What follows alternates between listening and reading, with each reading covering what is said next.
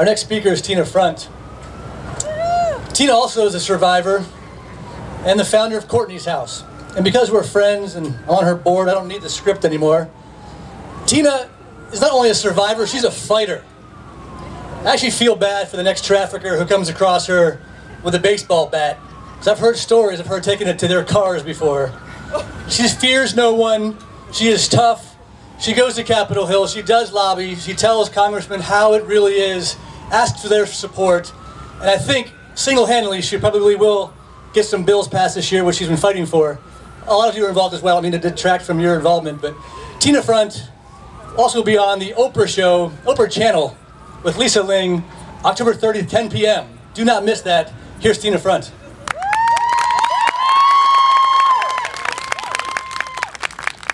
Wow, that was pretty deep before, right?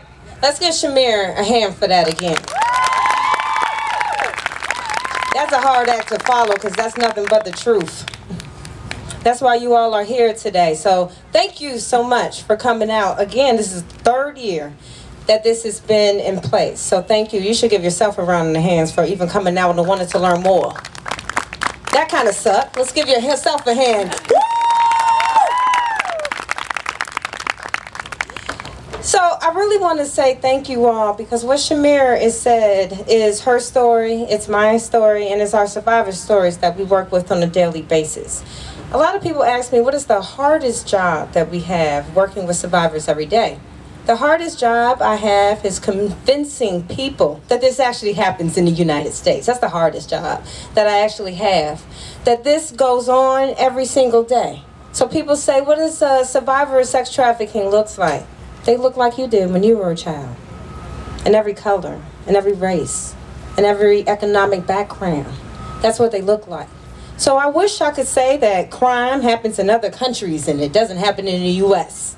Wouldn't that be great that pedophiles live somewhere else and they didn't live in the United States? But what we're really talking about are pedophiles. That's what we're talking about today. The trafficker is a pedophile for forcing or raping children into this. The buyer is a pedophile for buying children in this. So when we talk about the demand piece and we talk about the traffickers and they're going to jail, which should happen, but what about the buyers going to jail? What message are we sending out if we're not sending out the message of arresting a man who actually has sex with the children?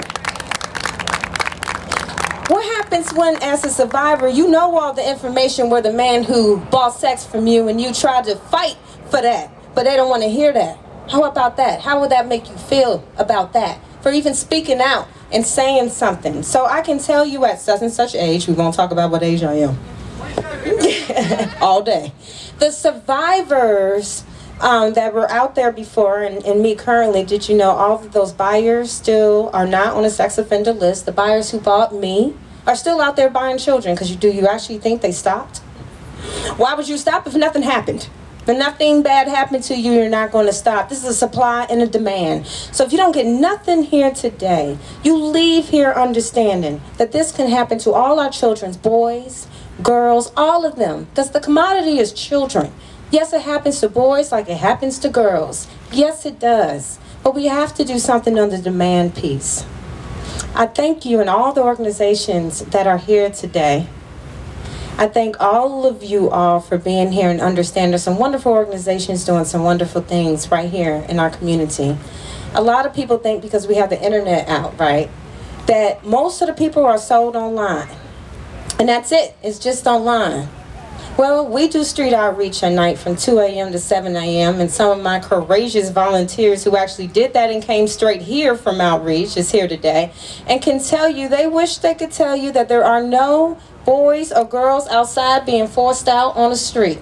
But it is every single day on all forums, in strip clubs, on the internet, on the street. It's a very real issue. So actually, as a survivor, the hardest job I have that makes me the most angriest is that I got to not only be courageous and tell my story to everybody, but I have to make you believe that people raped me and put me out on the street against my will. I have to force you to believe that because you won't even believe it.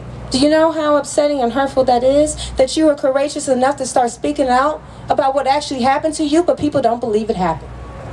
Sounds like many sexual abuse that people were abused inside their homes and raped inside their homes, and they told people, and they didn't believe that happened to them either. It is the same thing, but it's many people who rape you on a daily basis. So I'm not telling you this for you to feel guilty or upset. I'm telling you this to give you fuel to your fire to fight for a cause that is worth it. It is worth it. There are millions of people, both foreign national and the U.S., that are being enslaved every day. Slavery still exists right here today. So I'm going to shut up for a moment, and I have